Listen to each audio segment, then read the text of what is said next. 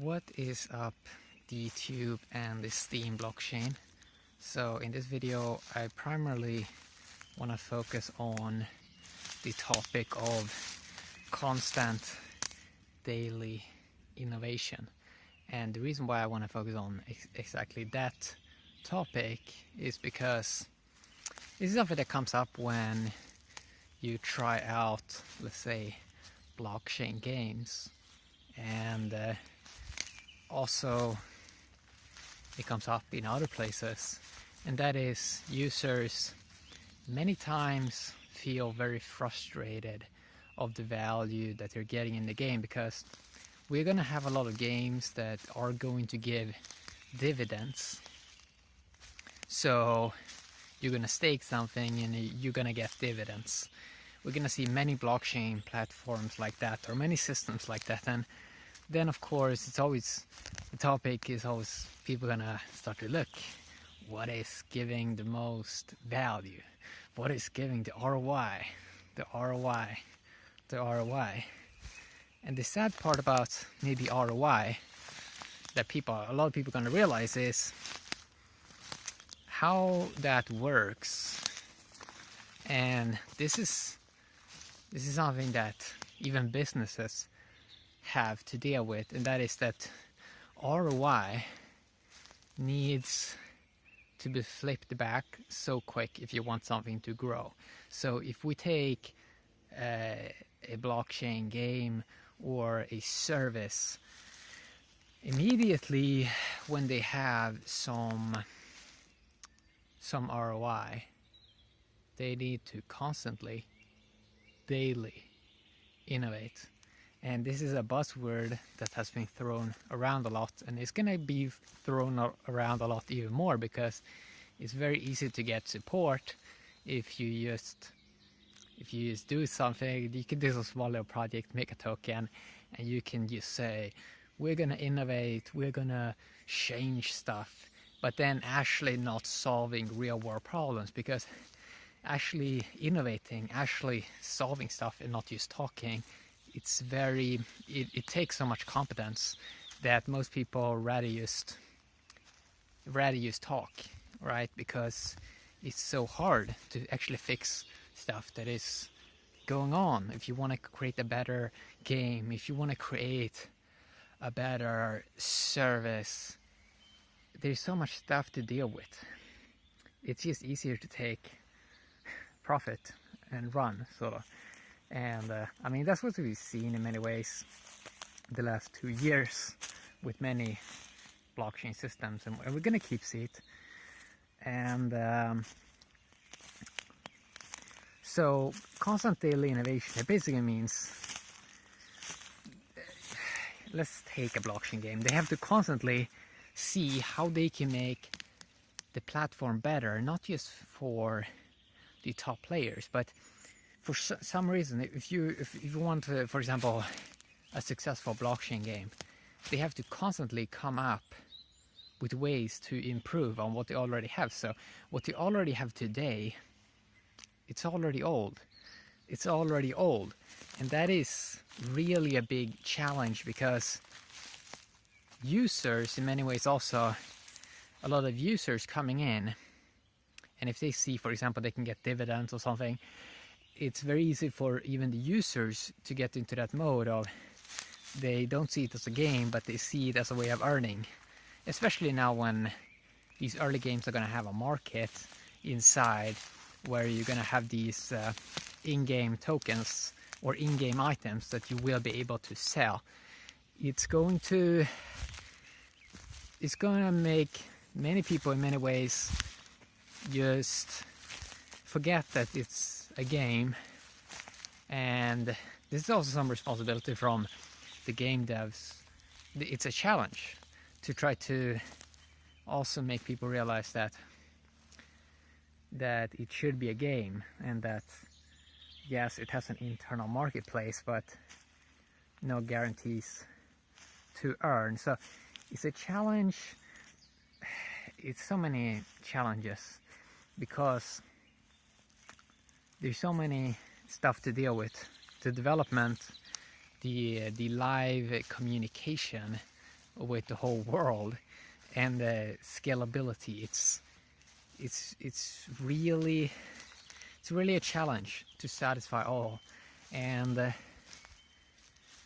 but the product should be so good. The product should be so good. It should have constant daily innovations. Every day should have some new thing coming in. And it might sound like it may be hard, but I think that you can daily fix something in a game, or daily, if you can't do that to improve it from the game development aspect, at least you can have great communication. So you basically show that you care. And that might sound very cheesy, but it's true that can really show also that you innovate in terms of relationships, because almost no company is focusing on that. They think that, oh, we just need a game, and if we just do a little bit of that, communication does not matter. So it's going to come down to a product should be so good, people should enjoy it so much that it's easy for them to see the value. It's easy for them to hang around.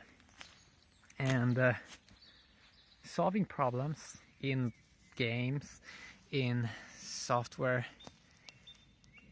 it's all what it comes down to, really.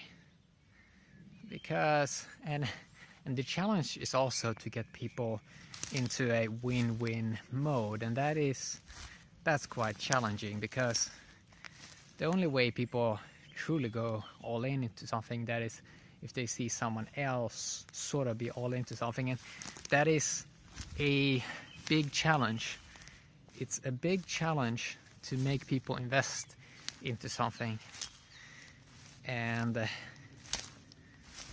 funds is basically a big part of all of this. That most teams, they do not have funds right now, and that the team in many ways, they already done when they start to think about ROI, or like, what's the ROI in this? Should I talk to this person? What's the ROI? It's the team will not survive them, because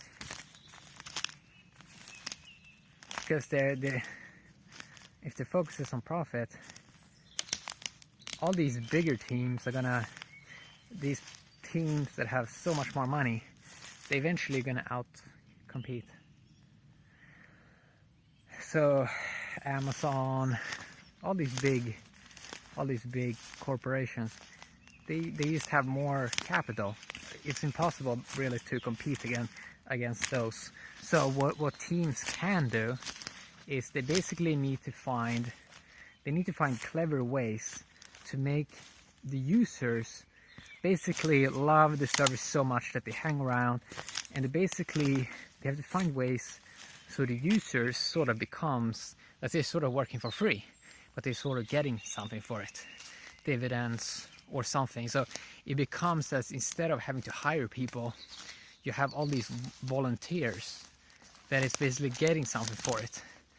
And that is a big challenge in this world, but that is a way of innovating on a business, for example, that instead of thinking that you have to pay someone because it would just be too expensive, if you're gonna pay a massive team, the focus is only gonna be on ROI.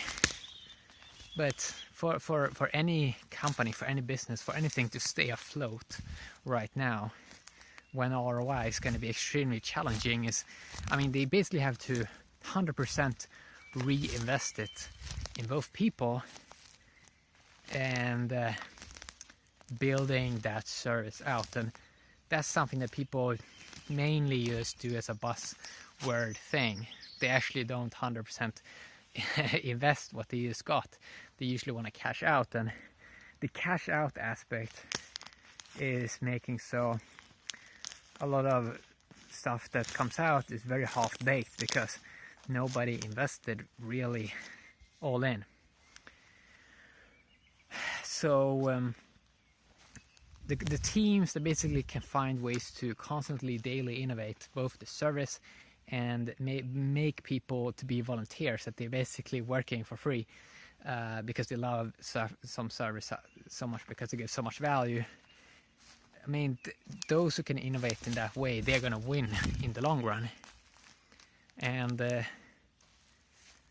every day there's more people that have access to resources that can basically be a potential competitor that might bring out a better service.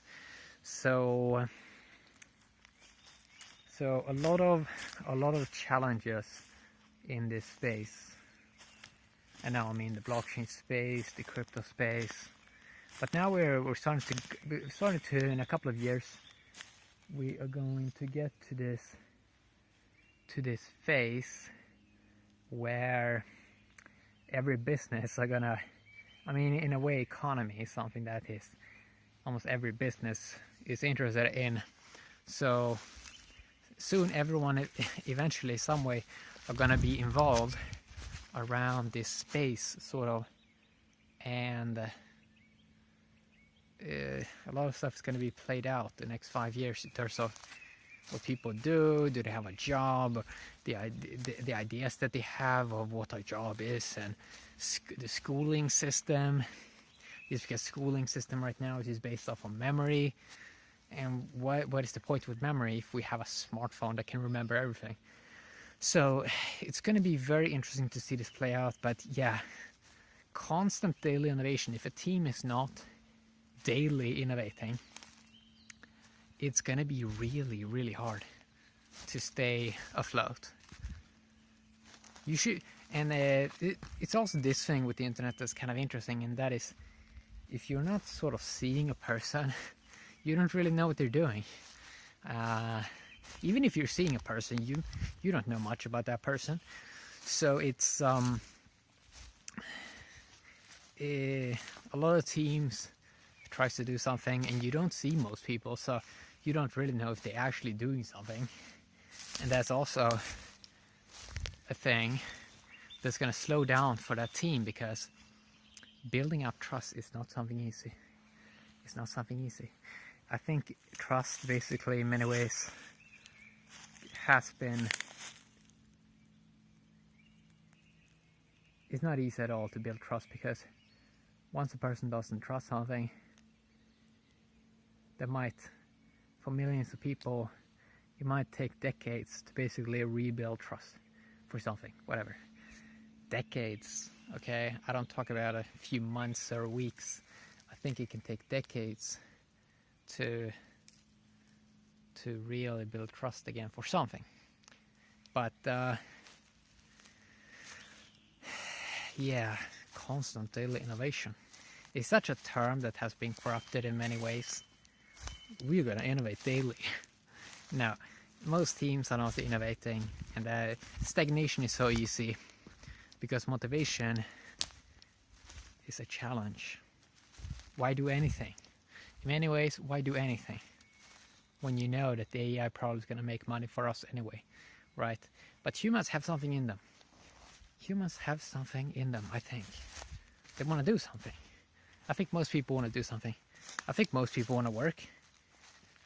And if you can make those do it for free, and I think a lot of people are going to do it for free, if you just give them something.